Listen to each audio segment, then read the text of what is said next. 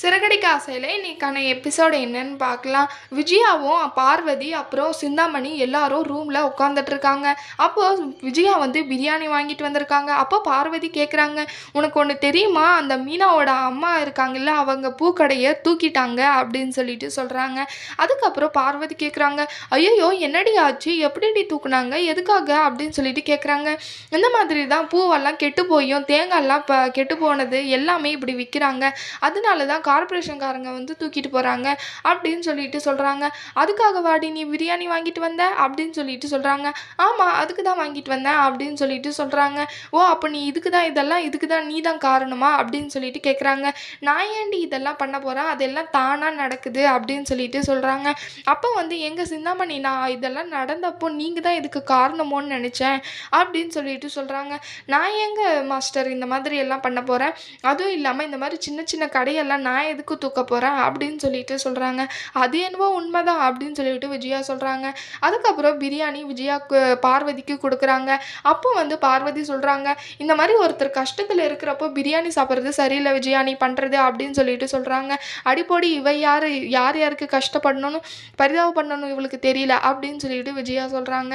அதுக்கப்புறம் முத்துவோட ஃப்ரெண்டு வந்து சொல்கிறாங்க, நான் என் ஃப்ரெண்டை வச்சு நான் எல்லாருக்கிட்டேயும் விசாரிச்சுட்டேன்டா முத்து, அவர் வந்து ரொம்பவே மோசமான ஆளாம், அவருக்கு லஞ்சன்றதுனா பிடிக்காதான், அப்புறம் ரொம்பவே ஸ்ட்ரிக்டாக இருப்பாரா அப்படின்னு சொல்லிட்டு சொல்கிறாங்க. அது மட்டும் இல்லாமல் அவருக்கு சிவாரிசுனாலே சுத்தமாக பிடிக்காதான் அப்படின்னு சொல்லிட்டு முத்துக்கிட்டே சொல்கிறாங்க. அப்போ வந்து முத்து சொல்கிறாங்க, சரியா போச்சு போ, அப்போ எந்த வழியும் இல்லையா அப்படின்னு சொல்லிட்டு முத்து நினைக்கிறாங்க. இருந்தாலுமே இந்த உலகத்தில் ஒரு நல்லவர் இருக்காருன்னு நினைக்கிறப்போ சந்தோஷமாக தான் இருக்குடா அப்படின்னு சொல்லிட்டு சொல்கிறாங்க. அப்புறம் மீனாவோட வீட்டில் மீனாவோட அம்மா சாப்பிடாமலே உட்காந்துட்டு ஃபீல் பண்ணிகிட்டு இருக்காங்க. அப்போ வந்து மீனா வராங்க.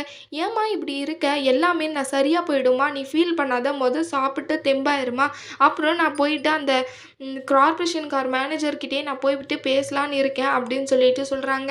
அப்பாவோட கரும்பு மிஷினும் வந்துடும், நம்மளுடைய பூக்கடையும் வந்துடும், கவலையே படாத அப்படின்னு சொல்லிட்டு சொல்கிறாங்க. அதுக்கப்புறம் அவங்க தம்பி சத்யா சொல்கிறாங்க, அக்கா நீ அவங்கக்கிட்ட பேசுகிறதெல்லாம் வேஸ்ட்டுக்கா, ஏன்னா அவர் ரொம்ப மோசமான ஆளா அப்படின்னு சொல்லிட்டு அவங்களும் இன்ஃபார்ம் பண்ணுறாங்க. அதுக்கப்புறம் முத்துவும் மீனாவும் மீட் பண்ணிக்கிறாங்க.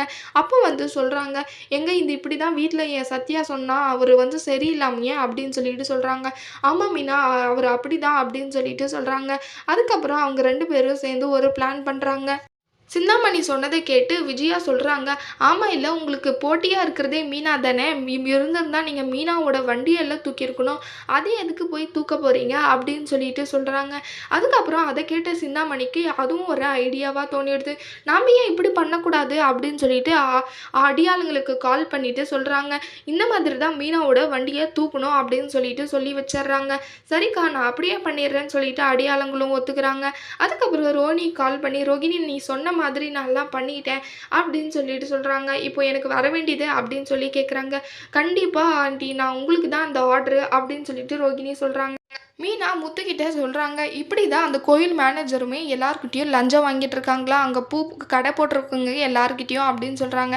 அது கேட்ட முத்து வந்து நினைக்கிறாங்க, ஓ இப்படி போதா கதை அப்படின்னு சொல்லிட்டு அவர்கிட்ட இருந்து நம்ம ஆரம்பிக்கலாம் மீனா அப்படின்னு சொல்கிறாங்க. அதுக்கப்புறம் நீ போயிட்டு அவங்க முத்துவோட ஃப்ரெண்டை போயிட்டு நீ அந்த மேனேஜர்கிட்ட பேசுடா, அதை வச்சு நம்ம வலையில் மாட்ட வச்சிடலாம் அப்படின்னு சொல்லிட்டு ஒரு பிளானை போடுறாங்க. அதுக்கப்புறம் மனோஜோட ஷோரூமுக்கு சுற்றி வராங்க. வந்துட்டு அவங்க ரெஸ்டாரண்ட்டுக்கான தேவையான பொருளெல்லாம் வாங்குறாங்க. அதுக்கப்புறம் மனோஜ் வந்து ஏன் தான் இவங்க இங்கெல்லாம் வராங்களோ அப்படின்னு சொல்லிட்டு சொல்கிறாங்க. அதுக்கப்புறம் வேறு வழி இல்லை, நம்ம தராமல் போனோம்ல, இப்போ பிரச்சனை ஆகும் வீட்டில், வா நம்ம போய் கொடுக்கலான்னு சொல்லிட்டு சொல்கிறாங்க. அப்போ ஸ்ருதி வந்து எல்லாத்தையும் பார்த்துட்ருக்காங்க. டிவி விலையை கேட்டப்போ ஆன்லைனுக்கும் இங்கேக்கும் 2 மடங்கு அதிகமாக இருக்குது, என்ன இப்படி விலை சொல்கிறீங்கன்னு சொல்லிட்டு கேட்குறாங்க. அதுக்கப்புறம் ஸ்ருதியோட அம்மா ரோகிணி கால் பண்ணுறாங்க. ஸ்ருதி வந்து கேட்குறாங்க, என்ன ரோகிணி, ஏன் அம்மா உனக்கு கால் பண்ணுறாங்க அப்படின்னு சொல்லிட்டு கேட்குறாங்க. ஸ்ருதியோட அம்மா, உனக்கு நான் ஏற்கனவே 2 லட்ச ரூபாய் பணம் கொடுத்துருக்கேன்ல, அதை இப்போவே கொடு ரோகிணி அப்படின்னு சொல்லிட்டு கேட்குறாங்க. ஆண்டி என்கிட்ட இப்போ இல்லை, அது நான் என்னால் இப்போ தர முடியாது அப்படின்னு சொல்லிட்டு ரோகிணி சொல்கிறாங்க. என்ன ரோகிணி, நான் கொடுத்த பணத்தை கேட்டால் முடியாதுன்ற, ஏற்கனவே என்ன சொல்லி வாங்கிட்டு போனேன், நீங்கள் உங்களுக்கு தேவைப்படுறப்போ அப்போவே உடனே கொடுத்துட்றேன்னு தானே சொன்னேன், எனக்கு அதெல்லாம் தெரியாது ரோகிணி, சீக்கிரமாக அந்த பணத்தை என்கிட்ட கொடுக்குற வழியை பாரு அப்படின்னு சொல்லிட்டு சொல்கிறாங்க. அதை கேட்ட ரோகிணி, நம்ம இப்போ என்ன பண்ண போறோம்? என்ன பண்றதுன்னே எனக்கு தெரியலையே! அப்படின்னு சொல்லிட்டு ரொம்பவே ஃபீல் பண்ணிட்டு நின்னுட்டு இருக்காங்க ரோகிணி. அதுக்கப்புறம் என்னலாம் நடக்க போகுதுன்னு வரப்போற எபிசோட்ல பார்க்கலாம். இந்த வீடியோ பிடிச்சிருந்தா லைக் பண்ணுங்க. பாய்.